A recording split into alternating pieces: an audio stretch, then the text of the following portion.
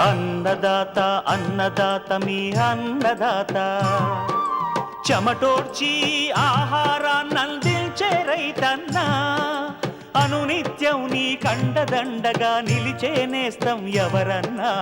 అన్నదాత అన్నదాత మీ అన్నదాత.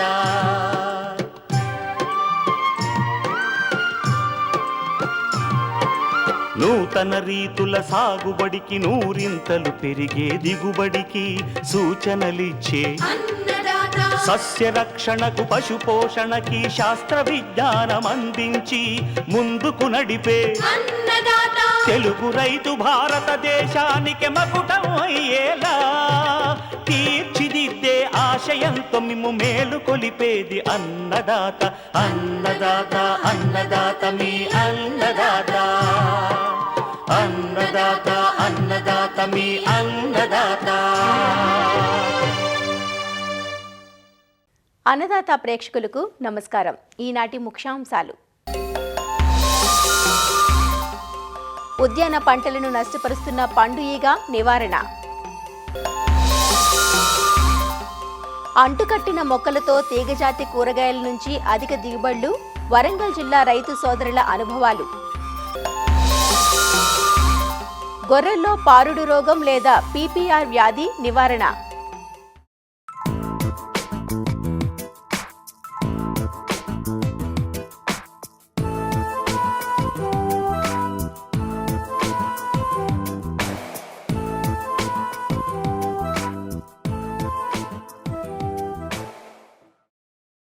ఇటీవలి కాలంలో పలు పంటలకు తీవ్ర నష్టం చేస్తోంది పండు ఈగ.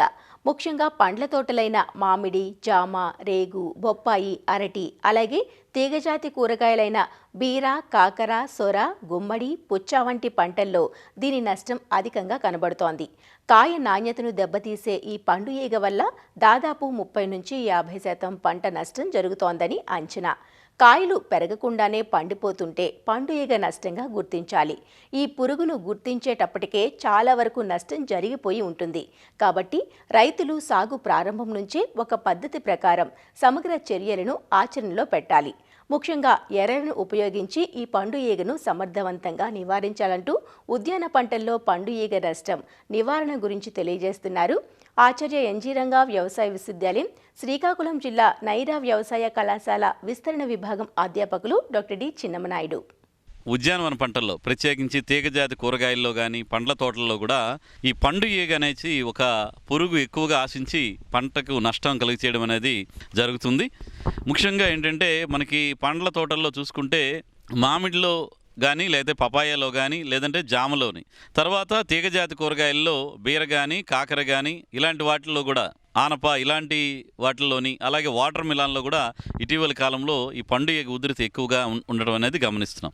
ప్రత్యేకించి మామిడిలో కనుక మనం చూసామనుకుంటే కాయ తయారవుతున్న దశలోనే ఈ పండు ఈగ తాలూకా తల్లి పురుగు ఆ కాయ మీద నుంచి సుమారుగా 500 గుడ్లు పెట్టేస్తుంది. ఈ విధంగా పంటను బట్టి ఏ పంట అందుబాటులో ఉండి కాయ తయారయ్యే దశలో అది తయారీకి కొంచెం టైం, ఒక నెల రోజులు టైం ఉంటుందనగా ఈ పండు ఈగ ఆశించి దాంట్లో లోపల గుడ్లు పెట్టేస్తుంది. ఈ ఏవైతే గుడ్లు లోపల ఉంటాయో అవి కాయ తయారవుతున్నప్పుడు ఆ సమయంలో లోపల పెట్టిన గుడ్లన్నీ కూడా పొదిగి గొంగల పురుగులుగా మారుతాయి. అవి ఎలాగంటే మనకు చూస్తే చిన్న బియ్యపు గింజ కన్నా కొంచెం పొడవుగా ఉండి గోధుమ కలరు రంగులో ఉన్నటువంటి గొంగల పురుగులు కూడా లోపల ఉంటాయి. ఈ విధంగా కాయ లోపల, పండు లోపల తయారైనటువంటి ఈ పండు ఈగ తాలూకా మ్యాగెట్స్ లోపల ఉన్నటువంటి గుజ్జును తినడం అనేది జరుగుతుంది. అదేవిధంగా ఇది కాయలో గుడ్లు పెట్టడానికి చేసిన రంధ్రాల ద్వారా ఈ తేమ ఉండటం వల్ల అక్కడ శిలీంధ్రం కానీ బాక్టీరియా చేరిపోయి అక్కడ లోపల ఉన్నటువంటి గుజ్జు అంతా కూడా చనిపోవడం, కణజాలం కూడా చనిపోయి గుజ్జు కుళ్ళిపోయినట్టు కనిపిస్తుంది. ఈ విధంగా 20 నుంచి 30% వరకు కూడా మనకు నష్టం కలుగుతుంది. ఒక్కొక్కసారి సరైనటువంటి సస్యరక్షణ చర్యలు కానీ లేదా తోట యాజమాన్యం కానీ సక్రమంగా చేయకపోతే 75% వరకు కూడా ఈ పండ్లన్నీ కూడా పండు ఈగ ఆశించి ఈ నష్టం కలగడం అనేది జరుగుతుంది. దీనికోసం మొదటగా మనం చూస్తే కనుక తోటను శుభ్రంగా ఉంచుకోవడం అనేది ముఖ్యమైనటువంటి అంశం. ఒకే రకమైనటువంటి తోట పంటలను వేయడం అనేది చాలా ముఖ్యమైనటువంటి అంశం. మామిడి వేస్తే 1 లేదా 2 రకాలు లేదా ఒకే సమయంలో కోతకు వచ్చే రకాలను వేసుకోవాలి. అది కూరగాయలు పంటలైనా తీగజాతి కూరగాయలైనా కానీ వీలైనంత వరకు ఒకే సమయంలో కోతకి వచ్చేటువంటి రకాలను కానీ పంటలను కానీ వేసుకున్నప్పుడు ఈ పండు ఈగ ఉధృతిని మనం తప్పనిసరిగా తగ్గించుకోవడానికి అవకాశం ఉంటుంది. అదేవిధంగా ఈ పండు ఈగ తాలూకా ప్యూపా దశలు ఏమంటే భూమిలో ఉండి అవి భూమిలోనే ప్యూపా దశను పూర్తి చేసుకొని మనకి తల్లి పురుగులు బయటికి రావడం అనేది జరుగుతుంది. కాబట్టి భూమిలో ఈ కోశస్థ దశలు ప్యూపా దశలు ఉంటాయి కాబట్టి మొక్క మొదల్లో మనం కొంచెం వరకు ఒక 15 నుంచి 20 సెంటీమీటర్ల వరకు మట్టిని కదిలించి వేయాలి. లేదంటే పొలాన్ని వేసవిలో కానీ దున్నుకోవడం అనేది తప్పనిసరిగా చేయాలి. తోట మధ్యలో ట్రాక్టర్లతో కానీ పవర్ టిల్లర్తో దున్నుకోవడం, లేదా మొక్క మొదల్లో ఏంటంటే చిన్న చిన్న పవర్ వీడర్స్ని కానీ చేయటం, లేదా గడ్డపారలతో మట్టిని తిరగేసినప్పుడు ఈ ప్యూపా దశలన్నీ బయటకు వచ్చి కొంతవరకు నాశనం అవడం జరుగుతుంది. అదేవిధంగా ఈ మొక్క మొదల్లో ఉన్నటువంటి మట్టిలో మనకి మిథైల్ పెరాథైన్ అనేటువంటి ఒక పురుగు మందు తలక డస్టింగ్ అది కనుక చేస్తే ఆ భూమి కింద పొరల్లో ఉన్నటువంటి కోశస్థ దశలన్నీ కూడా మనకు నివారించడానికి అవకాశం ఉంటుంది. ఈ పండు ఈగ నివారణ కోసం మన లింగాకర్షక బుట్టలు కూడా వాడుకొని సమర్థవంతంగా నివారించుకోవడానికి అవకాశం ఉంది. ఇవేంటంటే లింగాకర్షక బుట్టలు ఏంటంటే ఈ పండు ఈగ తాలూకా మగ పురుగుల్ని ఆకర్షించడం అనేది జరుగుతుంది. ఇవన్నీ కూడా ఇప్పుడు అన్ని పంటలకు కూడా మామిడి కానీ జామ తోటలు కానీ కూరగాయల తోటల్లో కూడా ఈ లింగాకర్షక బుట్టలు అనేవి ఇప్పుడు అందుబాటులో ఉన్నాయి. ఇదేంటంటే ఇది మిథైల్ యూజినాల్ అని చెప్పేసి ఒక రసాయనాన్ని వాడుతూ అదే మనకి ల్యూర్లా దీన్ని ఒక చెక్క ముక్క లాంటి ల్యూర్ ఉంటుంది. దీనికి డబ్బాలు ఉంటాయి, పసుపు రంగు డబ్బాలను ప్లాస్టిక్ డబ్బాలు ఉంటాయి. ఇవి మనకి ఎకరానికి 4 అయితే కనుక మనం నిఘా కోసం పెట్టుకుంటాం. లేదనుకుంటే 8 నుంచి 10 వరకు కూడా మనం పెట్టుకుంటే ఉధృతి ఎక్కువ ఉందనుకోండి లింగాకర్షక బుట్టలు ఎక్కువ పెడితే ఎక్కువ మగ పురుగులు ఆకర్షింపబడతాయి. అదేవిధంగా ఈ మిథైల్ యూజినాల్ అనేది ఒక 20 ml వరకు, అదేవిధంగా మలాథియాన్ మందును కూడా ఒక 20 ml ఈ విధంగా కలిపి కనుక మనం ప్లేట్లలో పెట్టి పొలంలో అక్కడక్కడ పెట్టినా కానీ మనకి పండు ఈగలు ఆ ద్రవానికి ఆకర్షింపబడి అక్కడ చేరి చనిపోవడం అనేది జరుగుతుంది. కాబట్టి ఆ విధంగా చేసుకోవడం అనేది చాలా ముఖ్యమైన అంశం. ఈ రసాయనాలు కనుక చూస్తే లాంబ్డా సైలోత్రిన్ అని చెప్పేసి ఒక మందు ఉంటుంది. అదైతే కనుక 2 మిల్లీలీటర్లు 1 లీటర్ నీటికి కలిపి పిచికారీ చేసుకోవడం కానీ, లేదా కనుక ఈ థయామిథాగ్జామ్ 0.4 మిల్లీలీటర్లు 1 లీటర్ నీటికి చెప్పిన కలిపి మనం పిచికారీ చేసుకోవటం.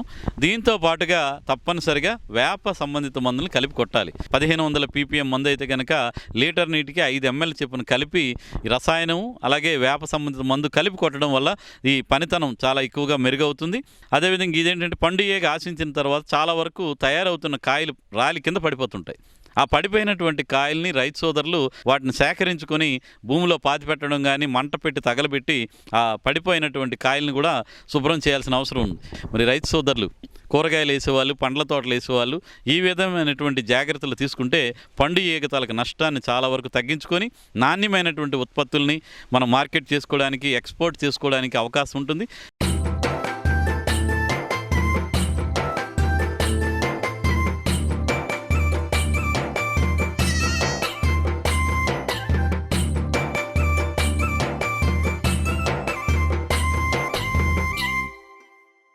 గొర్రెలకు అనేక రకాలైన అంటువ్యాధులు సోకుతూ ఉంటాయి. వీటిలో అమితమైన నష్టం కలిగించే వ్యాధి పీపీఆర్ వ్యాధి.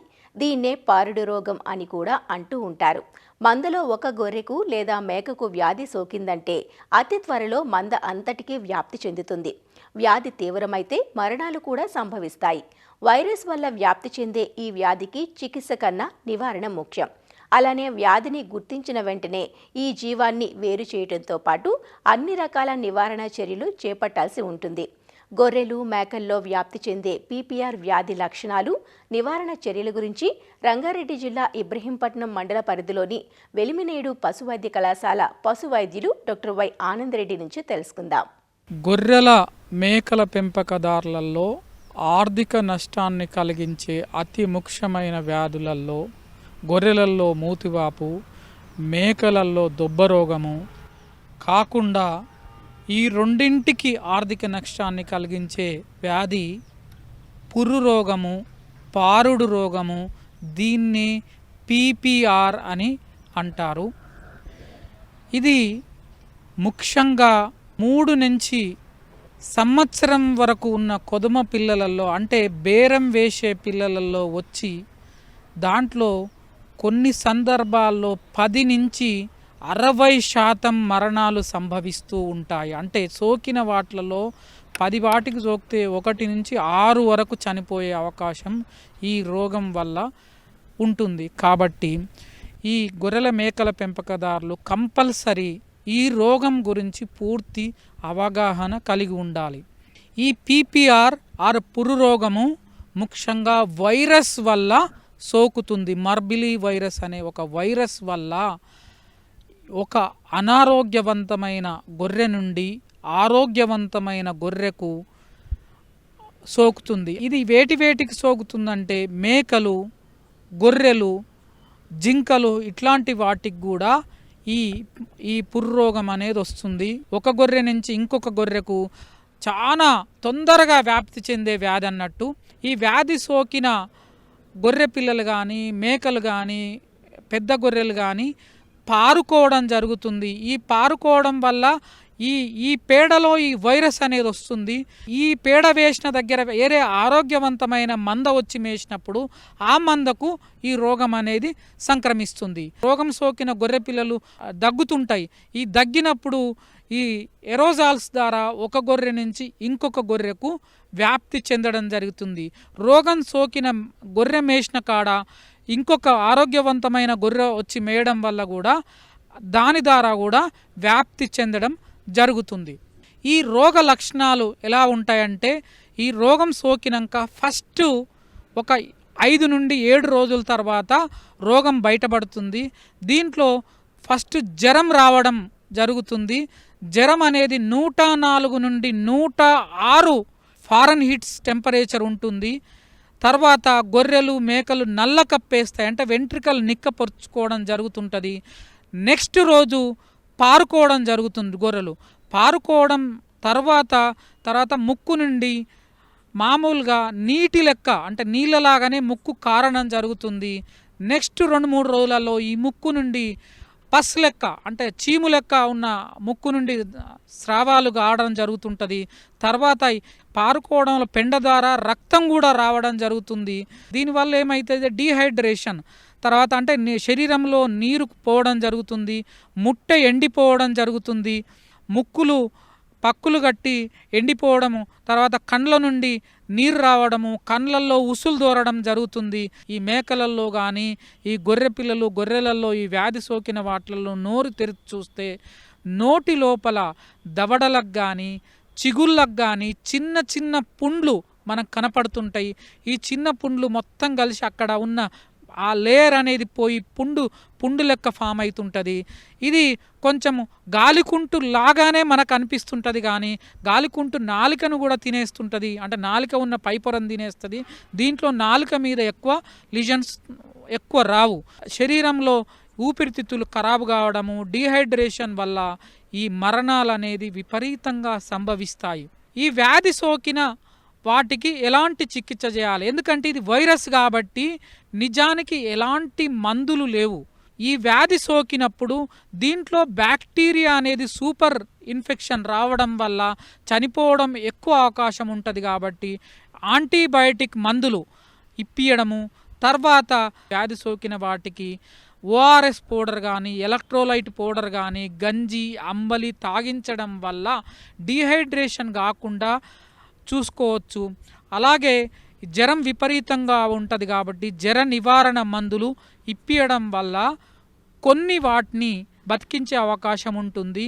కానీ చికిత్స కంటే నివారణ అతి ముఖ్యమైనది కాబట్టి గొర్రెల కాపర్లు, మేకల కాపర్లు కంపల్సరీ దీనికి ఏంటంటే పీపీఆర్ ప్రభుత్వ ఆధ్వర్యంలో ప్రతి సంవత్సరము పీపీఆర్ వ్యాక్సినేషన్ ప్రోగ్రాం అనేది ఉంటుంది. చలికాలము తర్వాత ఎండాకాలం మొదట్లో కూడా ఈ వ్యాక్సినేషన్ ప్రోగ్రాం ఉంటుంది. కాబట్టి పశువైద్యాధికారులు మీ ఊర్లోకి వచ్చినప్పుడు తప్పనిసరిగా విధిగా మన గొర్రెలకు, మేకలకు ఈ పీపీఆర్ వ్యాక్సిన్ ఇప్పించడం వల్ల ఈ రోగం అనేది మన దొడ్లోకి రాదు. ఊర్లో అందరు ఇప్పియడము, మన మండలంలో అందరు ఇప్పియడం వల్ల ఈ రోగం అనేది సంపూర్తిగా మన రాష్ట్రం నుంచి కూడా వెళ్ళిపోయేలా చూడవచ్చు. కాబట్టి ఈ టీకాలు ప్రతి సంవత్సరం విధిగా వేయించుకోవాలి.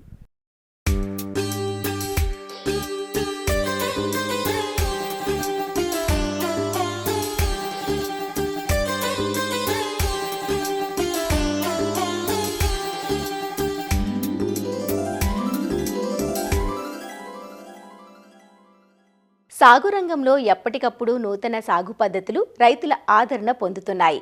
ప్రస్తుతం కొన్ని రకాల కూరగాయ పంటల్లో అంటుమొక్కలు వాడే పద్ధతి ప్రాచుర్యంలోకి వస్తోంది. నారు మొక్కలు కదా వాడేది, అంటుమొక్కలంటారేంటి అంటారా? అడవి వంగ, బూడిద గుమ్మడి వంటి వాటి వేరు మూలాలపై కూరగాయ నారును అంటుకట్టడం వల్ల అనేక ప్రయోజనాలున్నాయి. పంట చీడపీడలను తట్టుకొని దీర్ఘకాలం పాటు ఫలసాయాన్నివ్వడమే కాక అధిక దిగుబడి వస్తుంది. వరంగల్ జిల్లాకు చెందిన రైతు సోదరులు అంటుకట్టిన బీర, కాకర, దొండ నారును నాటి దిగుబడుల సునామీని సృష్టిస్తున్నారు. సాధారణ పద్ధతిలో పోలిస్తే 3 నుంచి 4 రెట్లు అధిక దిగుబడులు సాధిస్తున్నారు. వారి అనుభవాలను మనము చూసేద్దాం రండి.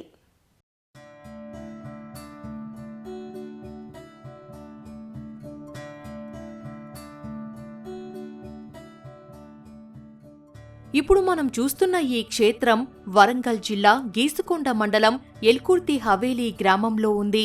మొత్తం 30 ఎకరాల్లో ఏటా బీర, కాకర, దొండ, సొర, బోడకాకర వంటి తీగజాతి కూరగాయ పంటలను పండిస్తుంటారు ఈ రైతు సోదరులు బొమ్మినేని రామకృష్ణారెడ్డి, బొమ్మినేని కేశవరెడ్డి. ఇందుకోసం శాశ్వత పందిర్లను ఏర్పాటు చేసుకున్నారు. సంప్రదాయ పద్ధతుల్లో కూరగాయలు పండిస్తే లాభాలు అంతంత మాత్రమేనని స్వానుభవంతో గ్రహించి అంటుమొక్కలపై దృష్టి సారించారు. సొంతంగా అంట్లు కడితే ఫలితాలు ఆశాజనకంగా రాలేదు. దీంతో అంటుమొక్కలను రాయ్పూరు నుంచి తెచ్చుకుంటున్నారు. అక్కడి నుంచి పొలానికి చేరేసరికి ఒక్కో అంటుమొక్క 15 రూపాయలు పడుతోంది. ఎకరాకు 2000 మొక్కలు పడుతున్నాయి. సాగులో ఖర్చులు తగ్గించుకునేందుకు డ్రిప్, ఫెర్టిగేషన్ వంటి శాస్త్రీయ పద్ధతులను ఆచరిస్తున్నారు. చీడపీడల నివారణకు జిగురు అట్టలు, లైట్ ట్రాప్లను అమర్చుకున్నారు. బీర సున్నితమైన పంట, బూడిద, బూజు తెగుళ్లకు లోనవుతూ ఉంటుంది. అలాంటిది అంటుకట్టిన బీరలో పిచికారీల సంఖ్య గణనీయంగా తగ్గిందని, దిగుబడులు నాణ్యంగా ఉన్నాయంటూ తన అనుభవాలు చెబుతున్నారు రామకృష్ణారెడ్డి. మేము ఇద్దరం అన్నదమ్ములం, ఇద్దరం కలిసి మేము ఉమ్మడిగా కల్టివేషన్ సాగు గత 15 సంవత్సరాల నుంచి కూరగాయల సాగు చేస్తున్నాము. 2 ఎకరాల నుంచి 30 ఎకరాల సాగు విస్తీర్ణంకు వచ్చాను. ప్రస్తుతము బీర, కాకర, సోర, దొండకాయ కల్టివేషన్ చేస్తున్నాను. సంవత్సరానికి 2 పంటలు కల్టివేషన్ చేస్తాను. ఏప్రిల్లో మొత్తం కల్టివేషన్ స్టార్ట్ చేసుకుంటాను. 2 పంటలకు అయ్యేటట్టు పేపరు, డ్రిప్పు అంతా చేస్తాను. ఫస్ట్ దుక్కి చేసుకుంటాను. దుక్కి చేసిన తర్వాత ఎకరానికి ఒక 4 ట్రాక్టర్లు లేకపోతే కాంపోస్ట్ అయితేనో ఎకరానికి ఒక 20 నుంచి 30 బస్తాలు కాంపోస్ట్ పోస్తాను. దాంట్లోనే ప్రోటీన్స్ కోసం సిఎంఎస్ అని ఉంటుంది, లేదా దాంట్లో సూపర్ కలుపుతా. దాంట్లోనే డిఏపి వేసి ఆ బెడ్లల్లో కప్పేసేస్తాను. దాని మీద 30 మైక్రాన్ గల మల్చింగ్ షీటు కప్పేసి డ్రిప్ పైప్ వేసి కప్పేసి బెడ్లు తయారు చేసుకుంటాను.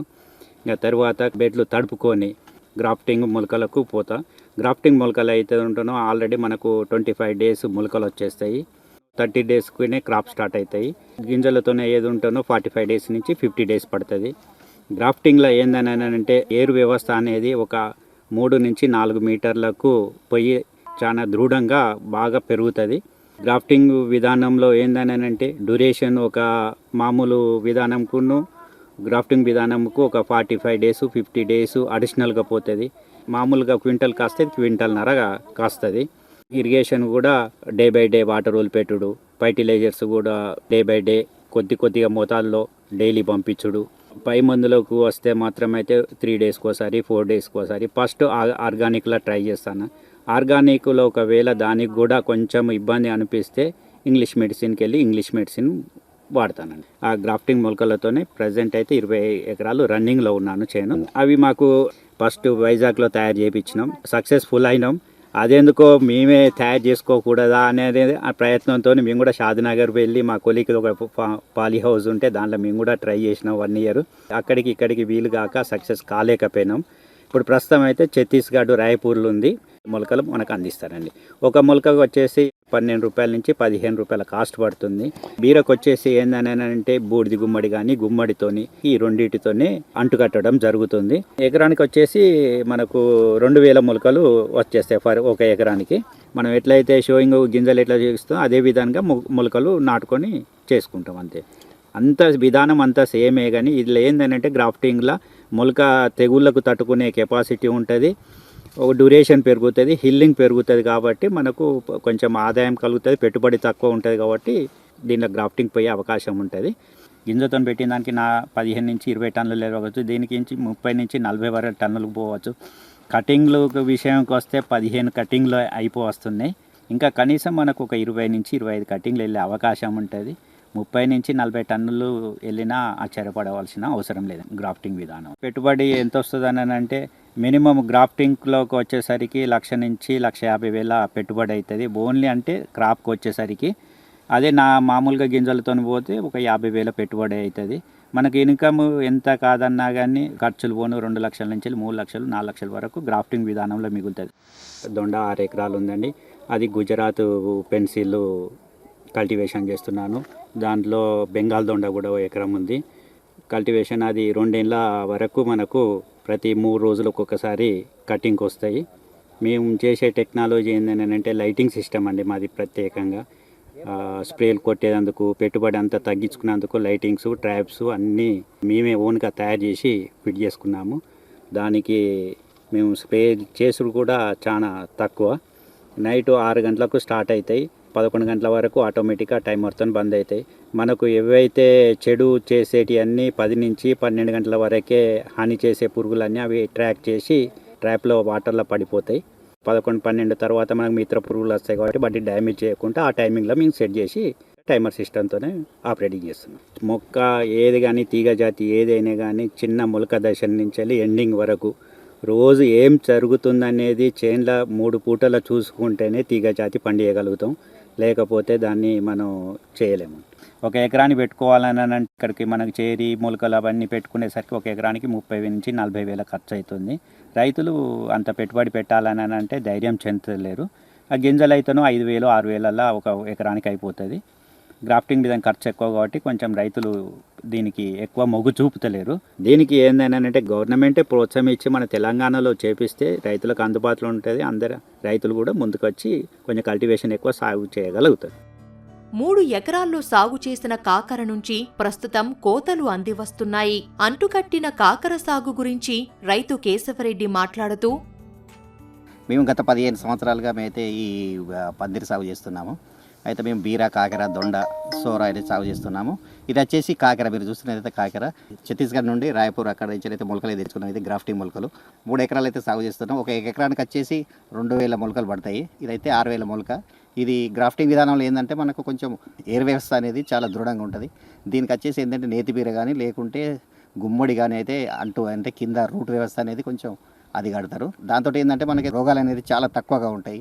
కాకర అయితే 2 నెలల టైం పడుతుంది. అదే బీర వచ్చేసి అయితే 45 రోజులకు 30 నుంచి 40 రోజులకు క్రాప్ వస్తుంది. అడుగు మందులు కూడా మనం ఏంటంటే 1919 కానీ లేదా 2828 కానీ 1261 అయితే మనం అడుగు మందులు ఇచ్చుకోవాలి. పై స్ప్రేలు కూడా మామూలుగా ఏంటంటే గ్రాఫ్టింగ్ కాబట్టి కొంచెం డిసీజ్ అనేది చాలా తక్కువ ఉంటాయి. మామూలుగా నార్మల్ మందులు పై స్ప్రే చేసుకోవచ్చు 3 డేస్కి ఒకసారి. ఎందుకంటే బీరలకు ఉన్నంత డిసీజ్ అయితే కాకరకు చాలా తక్కువగా ఉంటాయి. కట్టింగ్లు అంటే దాదాపు ఒక 60-70 కట్టింగ్లు కూడా రావచ్చు. ఇది ఎందుకంటే బీర కన్నా ఎక్కువ డ్యూరేషన్ ఎక్కువ ఉంటుంది. 4 నెలల వరకు అయితే ఇది కాపు కాస్తుంది. ఇందులో మనకు వచ్చేసి 40 నుంచి 50-60 టన్నుల దాకా కూడా వెళ్ళే అవకాశం ఉంటుంది. గ్రాఫ్టింగ్ లేదంటే ఎకరానికి మనకు మినిమం 1,00,000 నుంచి 2 లక్షల వరకు ఖర్చు వస్తుంది. మనకు 2 లక్షల నుంచి 5 లక్షల వరకు వచ్చే ఆదాయం ఎక్కువగా ఉంటుంది. కాకర ఎవరైనా వేసుకోవచ్చు. ఇది చాలా తక్కువ పెట్టుబడి ఉంటుంది, ఆదాయం కూడా చాలా బాగుంటుంది. పంటలు పండించటంపైనే కాదు, వాటిని మార్కెట్ చేయటంలోనూ ఈ రైతు సోదరులు తమ ప్రత్యేకతను చాటుకుంటున్నారు. ఉత్పత్తులను వీరే సొంతంగా కూరగాయల షాపులకు సరఫరా చేస్తున్నారు. దీంతో దళారీల ప్రమేయం లేకుండా మంచి ధరకు విక్రయించగలుగుతున్నారు.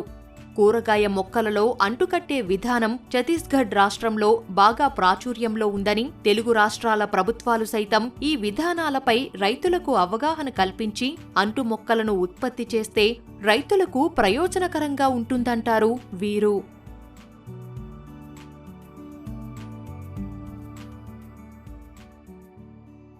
మరిన్ని విభిన్న అంశాలతో రేపటి అన్నదాతలో మళ్ళీ కలుసుకుందాం. నమస్కారం.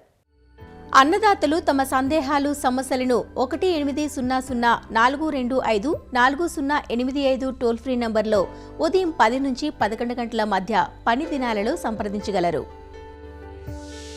ఈ కార్యక్రమాన్ని యూట్యూబ్లో www.youtube.com/annadata ETV లింక్ ద్వారా వీక్షించవచ్చు.